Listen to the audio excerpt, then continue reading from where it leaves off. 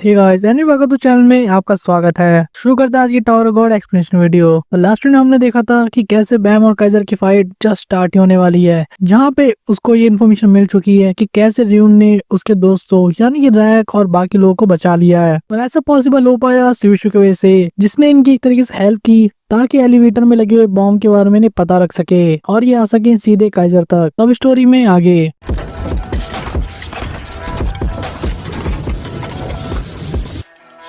हम देखते हैं कि बैम पूरी तरीके से फाइट के लिए रेडी हो गया है, जहाँ पे उसने अपना थ्रोन भी निकाल लिया है। वहीं पे कून ये सोच रहा था कि अगर ये सच है कि काइजर को जाट प्रिंसेस के लिए चूज किया गया था, तो 1000 साल के बाद कोई भी डी क्लास का रेगुलर उसका लेवल कहीं भी काइजर के आसपास नहीं आता। ऐसे बैम उसे जीत जाएगा क्योंकि उसके पास थ्रोन भी है और बहुत सारे आत्माओं की पावर भी। लेकिन सबसे बड़ा इशू ये होने वाला है कि काइजर की वो सीक्रेट एबिलिटी जिसकी वजह से वो एंडोर्सी से भी जीत गई थी, वही सारी चीजें डिसाइड करने वाला है इस फाइट के अंदर। यहाँ पे बैम ने अपना पहला मूव चल दिया था और हम देखते हैं बैम को एक खतरनाक किक का यूज करते हुए, जहाँ पे वो जिनसुंग हाई स्टाइल वेव एक्सप्लोजन करता है, जिससे वहाँ पे एक बहुत बड़ा ब्लास्ट होता है। लेकिन काइजर अपने इंस्ट्रूमेंट का यूज करके उसे बहुत आराम से ब्लॉक कर देती है, जैसा उसने बैम के साथ पहली फाइट में किया था। लेकिन वहीं काइजर इस बार नोटिस करती है उसकी इन्वेंट्री में दरार आ गई और उसी के साथ हम देखते हैं बैम को, जिसने अपने अटैक से उसे ब्रेक कर दिया है। बैम के अटैक यही नहीं रुकते, वो लगातार अलग अलग तरह की किक ट्राई कर रहा था काइजर पे, जिसे काइजर बार बार डॉज कर रही थी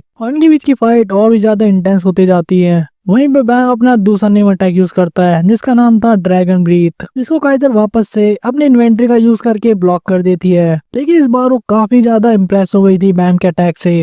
वो यहाँ तक तारीफ करते हुए कहती है कि इसके शिंशु कंट्रोल इतना ज्यादा रिफाइंड है कि कोई कह ही नहीं सकता कि बैम एक रेगुलर है, और जिसने भी इस तरह की ट्रेनिंग बैम को दी है वो उसको बिल्कुल रिस्पेक्ट देगी। और फक इन्वेस्टमेंट ऐसी ही नहीं है, उन्होंने जानबूझ के इसको चुना है ताकि वो इसको रिफाइन करके एक बढ़िया स्लेयर बना सके। वही बैम काइजर से पूछता है, मुझे समझ नहीं आता तुम ये सब कुछ क्यों लगातार कर रही हो, ये जानते हुए भी कि तुम्हारी फैमिली सिर्फ तुम्हारा यूज कर रही है। तुम्हारी जैसी स्किल है, तुम बहुत आराम से रैंकर बन सकती थी अगर तुम अपनी फैमिली को छोड़ देती और टावर क्लाइंब करती अकेले। हजारों सालों तक इस जगह पे रहने का भला क्या फायदा, क्या तुम अपनी फैमिली की सेफ्टी की वजह से यहाँ पे हो? लेकिन काइजर बैम की बात बीच में काट देती है और उसे कहती है, तुम किसी स्लेयर कैंडिडेट की तरह बात नहीं करते और तुम फक के एक राइजिंग स्टार हो, तो मुझे लगता है तुम मेरी बात समझोगे, क्योंकि मैं जब पैदा हुई थी तो मुझे बहुत ज्यादा प्यार मिला था लोगों से। मुझे आज भी वो चीज याद है, जो प्यार और दुलार मुझे बचपन में मिला था, लोगों की वो गर्म हाथ और जिस तरीके से मुझे देखते थे। लेकिन मैंने उनके लव और कंसिडरेशन को फॉर ग्रांटेड ले लिया और मेरे मन में ये बात बैठ गई कि फैमिली में सभी एक दूसरे का ध्यान रखते हैं और वो लोग मेरा भी ऐसे ध्यान रखेंगे, और चाहे मैं कितनी भी इमेच्योर गलती कर दूं फिर भी वो लोग मुझे हमेशा सपोर्ट करेंगे और मुझे माफ कर देंगे। लेकिन सच्चाई इससे काफी ज्यादा अलग थी। मैं अपनी फैमिली में एक बहुत ज्यादा स्पेशल पर्सन ट्रीट की जाती थी और जो एंडलेस लव और लोग की अटेंशन मुझे मिलती थी वो बाकी रेगुलर किड्स को नहीं मिलती थी जो कि मेरी एज के थे मेरी फैमिली में, क्योंकि वो सभी लोग लूजर थे जबकि मैं एक विनर। लेकिन जो चीज मुझे नहीं पता थी वो थी वो हैवी रिस्पॉन्सिबिलिटी जो इस प्यार के साथ आती है किसी विनर के कंधों पर। तुम्हारे लिए भी तो बिल्कुल यही सेम बात है। जैसे जैसे टाइम बीतेगा तुम्हें भी बहुत सारी रिस्पॉन्सिबिलिटी लेनी पड़ेगी एज अ स्लेयर कैंडिडेट, क्योंकि इस दुनिया में बिना स्वार्थ का कोई प्यार नहीं, और इसीलिए हर प्यार के बदले लोग को एक प्राइस पे करना पड़ता है। और अगर वो ऐसा नहीं करते तो भला खुद को ह्यूमन बीइंग भी कैसे कह सकते हैं। इसके साथ ही काइजर ने अपना दूसरा रियल इन्वेंट्री आइटम निकाल लिया था फाइट करने के लिए, जिसको देखकर कून बैम को आगाह भी करता है कि एक इनविजिबल इन्वेंट्री है, इसका ध्यान रखना। जहाँ पे बैम कहता है ठीक है, वो उसे देख नहीं पाता लेकिन उसे सेंस कर पाता है। जहाँ हम देखते हैं कि चारों डायरेक्शन से बहुत ही नुकीली सी नीडल्स उसकी तरफ आ रही हैं, जिसे बैम अपने सेंस का यूज करके उससे डॉज कर रहा है। और काइजर जो बैम को ऐसे डॉज करते हुए देखती है तो उसे लगता है क्या उसके दिमाग में कोई है जो उसे बता रहा है कि उसे कैसे बचना है और कैसे डॉज करना है। वहीं काइजर बैम को कहती है, मैं इस जगह को तब तक डिफेंड करने वाली हूँ जब तक मेरी फैमिली मुझे माफ नहीं कर देती, और शायद वो लोग मेरे पास एक दिन आए, क्योंकि मैं यहाँ पे उनके लिए 1000 साल से भी ज्यादा रुकी हूँ। लेकिन मुझे लगता है कि यही जगह मेरे लिए सबसे अच्छी है, एक नकली राजा या सम्राट जो कि बिना टावर की किसी और चीज की चिंता किए बिना यहाँ पे रूल करती है। एक बार जब मैं छोटी थी तो मुझे ऐसा ही फील होता था कि जितनी लिविंग थिंग है वो सभी एक ब्लेसिंग है। मेरे आसपास की सभी चीजें बहुत ही ब्यूटीफुल और खुश लगती थी। मैं उन्हें देखकर नाचने लग जाती थी बिना इस फैक्ट को रियलाइज किए, बिना ही समझे कि मेरी खुशियाँ उनको कैसे मेरे पैरों के नीचे कुचल रही हैं। लेकिन अब मुझे अपने आसपास की चीजें काफी क्लियरली दिखती हैं, उन लोगों की सफरिंग उनके दुख और पीड़ा जो मेरे से नीचे हैं, और मेरे परिवार की खुशी भी, और वो लग्जरी जो कि अफोर्ड कर पा रहे हैं वो आज के दिन। और ये सुनने में काफी अजीब लगता है, लेकिन मैं सबके जानते हुए भी ये सब चीजें कर रही हूँ। वहीं पे बैम जो लगातार इन सारे अटैक्स को डॉज कर रहा था, वो अपने मन में समझ जाता है कि उसको अटैक करने का कोई भी चांस नहीं है। उसे सिर्फ एक ही ओपनिंग दिख रही है जो उसे पता है कि एक तरीके का ट्रैप है। काइजर भी समझ जाती है कि उसने एक जो ट्रैप बिछाया था बैम के लिए, उसकी इंस्टिंक्ट उसे उसमें जाने से मना कर रही है। वहीं काइजर बैम को कहती है कि जब तक वो लोग मुझे माफ नहीं कर देते, मैं अपना नाम किसी को नहीं दे सकती। वहीं काइजर के मन में ये बात चल रही थी कि अगर बैम उसे फर्स्ट अटैक नहीं करेगा तो इस गेम को एंड कर देगी। वहीं कुछ टाइम बाद सीन शिफ्ट होकर दिखाता हमें एरी एरिटिया को, जो कि जमीन पे पड़ा था और उसकी बॉडी से खून गिर रहा था, जो कि अब लगता है काफी बुरी हालत में था, और कह रहा था मुझे तो लगा था कि मैं मरने वाला हूँ। वही रैन उसके सामने खड़ा था, जो कह रहा था तुम सही में काफी आज स्ट्रांग हो। इस तरह का अटैक तुमने जब बॉडी पे खाया, ज्यादातर रेगुलर तो तुरंत धूल बन जाते। एडी रिटिया उसको देख के कहता है बास्टर्ड अपना मुंह बंद रखो, ये चीजें अलाउड नहीं थी 1-to-1 फाइट में। जब रैन कहता है कि किसने कहा कि हम एक पे एक लड़ रहे थे, ये तो तुम्हारी गलती है जब तुमने अपने आप ही सोच लिया इडियट। जब एरी रीटा कहता है मैं तुम्हें बिल्कुल पसंद नहीं करता, तुम्हारे अंदर वो बात नहीं है जो कि उस एलिगेटर के अंदर थी। और वहीं इनके पास भी न्यूज पहुंच जाती है कि इन्होंने एक तरीके से लगता है टाइम वेस्ट किया, क्योंकि बाकी लोगों को हॉस्टेज मिल चुके हैं। वहीं डैन जिसने इन्फॉर्मेशन दी थी कहता है इस तरह का अटैक सर्वाइव कर जाना सही में कोई छोटी बात नहीं है, एरी फैमिली के लोग सही में रिमार्केबल हैं। डैन हैरी से यहाँ तक भी पूछता है क्या तुम सही में 10 बॉसेस में से एक हो जो काइजर से हार गया। आखिर ये काइजर कितनी स्ट्रांग है, जिस पर एरिटिया हंसने लगता है और उन्हें बताता है मैंने सुना था कि वो बहुत ही स्ट्रांग पर्सन इस जगह पे है, और इसीलिए मैं यहाँ पर आया उससे लड़ने के लिए। ऐसे तो मैं यहाँ आके फंस गया, लेकिन रियलिटी में काफी स्ट्रांग तो है, लेकिन वो मेरे टाइप की नहीं है। अगर कोई तगड़ा वॉरियर से फाइट करने जाए तो सेंस कर लेगा कि फाइट से पहले ही कि काइजर जीतने के लिए ही बनी है, जो सुनकर बाकी लोग शॉक हो जाते हैं। यहाँ पे एरी उन्हें बताता है कि जो भी इस टावर के रूल है, उसके बाद जो उसको स्पेशली गियर दिए गए हैं इन्वेंट्रीज की फैमिली के थ्रू, उसके बाद जो उसका एक्सपीरियंस और पावर है उसे इतने अच्छे तरीके से यूज कर सकती है कि इस पोजीशन पे उससे ज्यादा स्ट्रॉन्ग कोई नहीं, और ना ही कोई इस फाइट में उससे जीत सकता है। लेकिन चीजें इतनी नहीं खत्म होती। मेरी सेंसेस मुझे बताती हैं कि उसकी रियल एबिलिटीज तो तब निकलती हैं जब उनसे ये सब चीजें छीन ली जाए। लेकिन मेरी इतनी अच्छी किस्मत नहीं थी कि मैं ऐसा कर पाता, क्योंकि मैं ऐसा करने से पहले हार गया कि वो थक कर अपनी सारी एबिलिटीज मुझे दिखा पाती। वहीं हम प्रेजेंट में देखते हैं बैम के साथ काइजर की फाइट और ज्यादा इंटेंस हो गई थी।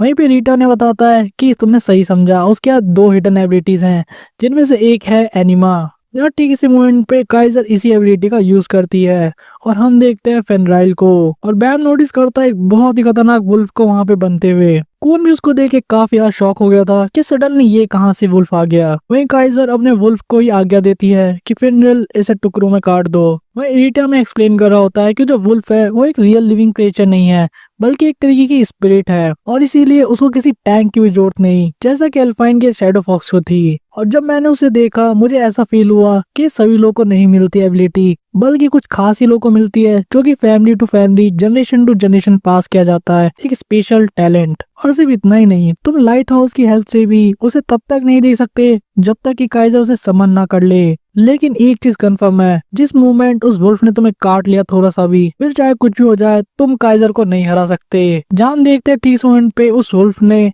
बैम के हाथ पे एक बहुत ही खतरनाक बाइट कर लिया था, जहाँ काइजर खुश होकर कहती है कि फाइट खत्म हुई। कौन भी इसको देख के थोड़ा सा डर गया था जिस तरीके से वुल्फ ने बैम के हाथ पे काटा था, और हम देखते बैम को एक शिंशु ब्लास्ट करके उस वुल्फ को दूर करते हुए। लेकिन बैम को कुछ समझ नहीं आया, क्योंकि उसके अटैक करने से पहले ही वो वुल्फ गायब हो गया। जब कूना बैम से पूछता भी है कि तुम्हारा हार्ट ठीक है क्या, जिसे बैम कहता है हाँ मैं ठीक हूँ, ये ज्यादा डेंजरस तो नहीं है, लेकिन अगर तुम भी फाइट में इन्वॉल्व होते हो तो चीजें ज्यादा डेंजर हो सकती हैं, इसलिए अभी तुम वहीं रहो। वही कून अपने मन में सोच रहा था क्या वही सीक्रेट एबिलिटी है जिसको कायदे छुपा के रखी थी अभी तक। जब कून को समझ नहीं आ रहा था कि वुल्फ कितना ताकतवर है, जिसके दांत बैम के हाथ में तब घुस गए जबकि उसने डबल चिंशू लेयर अपनी बॉडी के ऊपर लगा रखे थे, जो कि किसी शील्ड से कम नहीं। वही काइजर बैम की बॉडी की तारीफ करते हुए कहती है जितना मन सोचा था उससे ज्यादा स्ट्रॉन्ग बॉडी है तुम्हारी, क्योंकि फेनरिल के अटैक के बाद भी तुम्हारा हाथ कट के नहीं गिरा, और जहाँ तक मुझे पता है तुम किसी 10 ग्रेड फैमिली से भी नहीं, तो ऐसा शिंशु अपग्रेड कैसे हुआ क्या। भैया बैम भी समझ जाता है कि इस वुल्फ का नाम है फेनरिल, जो कि काइजर का पेट है, और काइजर भी बैम को वही चीज बताती है जो एरिटा ने बताया था कि कैसे ये कोई शैडो नहीं है ना ही कोई लिविंग क्रिएचर, एक तरीके की स्पिरिट है जो जनरेशन बाय जनरेशन इनकी फैमिली में पास डाउन हुई है और बहुत ही कम और लिमिटेड लोग हैं जिनको ये इनहेरिट हुआ है वो स्पिरिट। लोबोबिया फैमिली के अंदर भी सिर्फ इन्हीं की ब्रांच में गिने चुने लोग इस एबिलिटी को यूज भी कर पाते हैं और यही एबिलिटी की वजह से इसको सिलेक्ट किया गया था काइजर को एक प्रिंसेस दांत बनने के लिए। और काइजर यहाँ तक बताती है कि तुम जान लो फेंड्रिल के दांत इतने मजबूत हैं कि वो किसी रैंकर की स्किन को भी काट सकते हैं। और इसकी एबिलिटी सिर्फ यही खत्म नहीं होती, इसके द्वारा किए हुए भाव तब तक ठीक नहीं होते जब तक कि मैं उन्हें ठीक कर दूं या वो तुम्हें मार दे। इसको तुम ऐसे समझ सकते हो एक तरीके का स्पेशल स्पेल है जो कि फेंड्रिल के दांतों में है, जिसकी वजह से कोई भी घाव अपने आप ठीक नहीं होता और तुम्हारा खून बहता ही रहेगा। और अगर इस हाल में तुम और भी ज्यादा मूव करते हो और फाइट कंटिन्यू होती है तो तुम ब्लड लॉस से ही मारे जाओगे। और कून भी चीज को सुन के काफी ज्यादा गुस्सा हो गया था, जहाँ पे रेडॉन कह रहा था मुझे पता था मुझे पता था। और वो ये भी एडमिट करता है मैंने सुना था एक बार अपने दोस्त से जिसने काइजर को पहले लड़ते हुए देखा है कि वो किसी तरीके की मिस्टीरियस एनिमल को कमांड करती है। जब कून अब गुस्सा हो जाता है और रेडॉन कहता है अगर तुम्हें पता था तो तुमने पहले क्यों नहीं बताया, और कोई ट्रिक है इसको हराने की। जिस पर रेडॉन कहता है ऐसा तो मुझे कुछ नहीं पता, लेकिन इसका सिर्फ एकमात्र तरीका है काइजर को हराना, क्योंकि वही इसे कंट्रोल करती है। और मैंने भी सिर्फ इसके बारे में एक अफवाह की तरह ही सुना था। जब कून उसे कहता है तुम सही में यूजलेस हो, लेकिन एक चीज साफ हो गई थी जैसा ही कून का कहना था कि जैसे जैसे टाइम बीतेगा वैसे वैसे बैम बहुत ज्यादा डिसएडवांटेज पोजीशन में चला जाएगा, क्योंकि उसका खून भी बहता रहेगा और उसकी बॉडी और स्टेमिना और भी ज्यादा कम हो जाएगा। और शायद काइजर यही प्लान कर रही होगी शुरू से कि जैसे ही बैम काफी कमजोर हो जाता है वो उसका नाम चुरा लेगी और उसे हरा देगी। और यही रीजन था कि कोई उसे अभी तक हरा नहीं पाया। लेकिन रेडॉन उसे बीच में रोकते हुए कहता है मैंने एक और एबिलिटी के बारे में सुना है जो कि और भी ज्यादा अजीबोगरीब है। जिस पर खून के पूछने पर उसे बताता है कि बहुत पहले की बात है और उसे ठीक से याद नहीं। और अब तो खून वो सही में इसको लतियाने का मन कर रहा था कि सही में इतना यूजलेस कैसे हो सकता है कोई भला।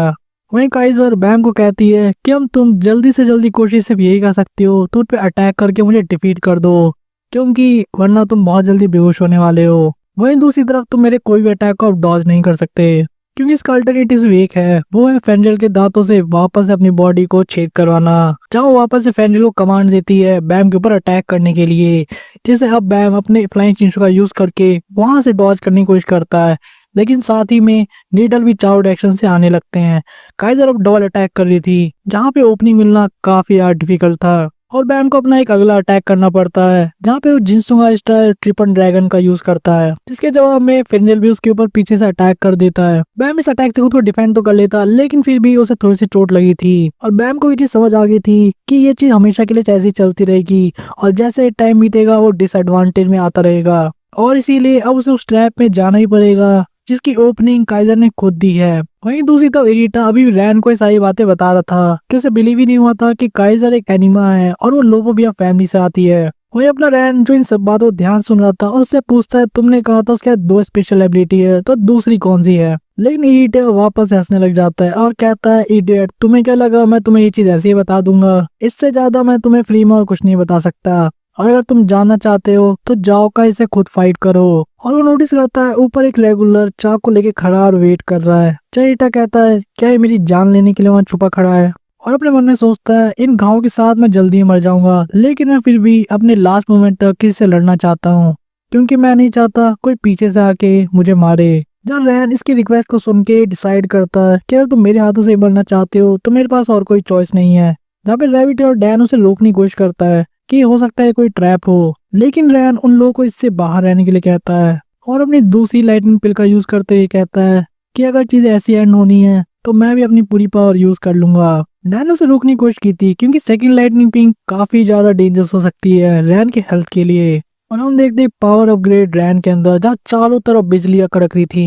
ये टेस्ट को देख काफी खुश हो गया था और धीरे धीरे करके अपनी तलवार लेकर उठ जाता है। जहाँ कहा तुम एक पावरफुल एनिमी हो, ऐसे तो मैं डेथ पे हूँ लेकिन फिर भी मुझे बहुत मजा आने वाला है, और यहाँ पे चाहे मेरी फाइनल बैटल क्यों ना हो ये बहुत दमदार होने वाला है। जिसके साथ ही उनकी फाइट वापस चालू हो जाती है, जहाँ हम देखते रैन को जो कि अपनी उंगली में वापस से शिंशु को कलेक्ट कर रहा था, और ये चीज ईटा भी नोटिस कर लेता है और उसको कहता है तो फिर इसीलिए मैं भी तुमसे फेयर एंड स्क्वायर फाइट करूंगा। और हम देखते हैं रैन का मैस्टरी स्टाइल लाइटनिंग स्पीयर जो कि बहुत ही बड़े ब्लास्ट के साथ बहुत सारी बिजली लेकर आता है, जहाँ पे रैन कहता है कि यही है द एंड। लेकिन अपना ईटा भी पूरी तरह तैयार था और हम देखते हैं कि इस फाइट के आफ्टर मैथ में इरिटा ने अपनी स्वॉर्ड रैन के आर पार कर दी है।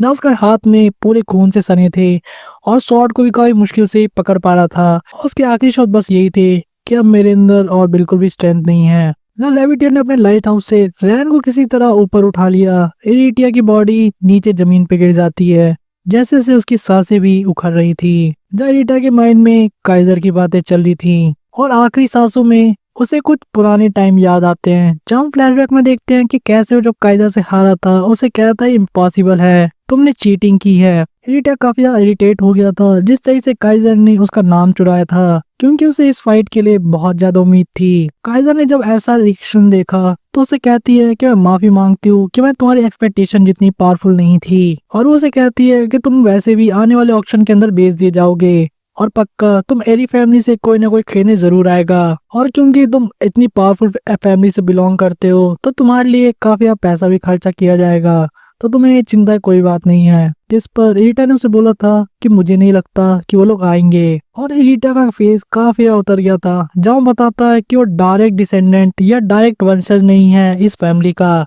और इसीलिए एरी फैमिली के लोग उसको एक्नॉलेज नहीं करते, इसके जैसे मॉन्ग्रेल्स को या ऐसे कई नाजायज औलादों को।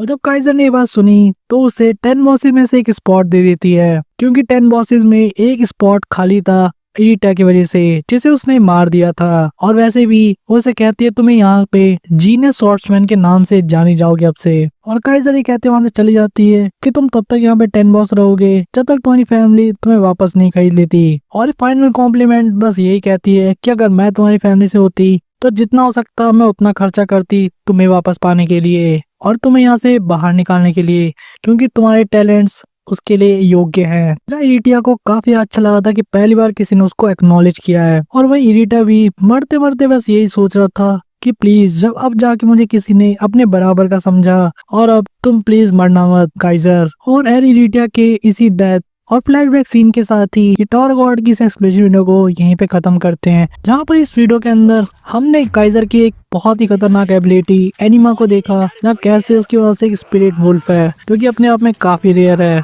लोबोविया फैमिली के अंदर भी। वहीं दूसरी तरफ अपना बैम अब सही में खतरे में पड़ गया है, क्योंकि उसे अभी तक काइजर की दूसरी एबिलिटी का नहीं पता। वहीं उसका ब्लड लॉस काफी ज्यादा होते जा रहा है, तो अब क्या होगा, बैम जीत पाएगा या नहीं, और क्या वो काइजर को इस जगह से आजाद करवा पाएगा भी या नहीं। तो ये सब चीजों का आंसर जानने के लिए हमारे नेक्स्ट वीडियो का वेट करें।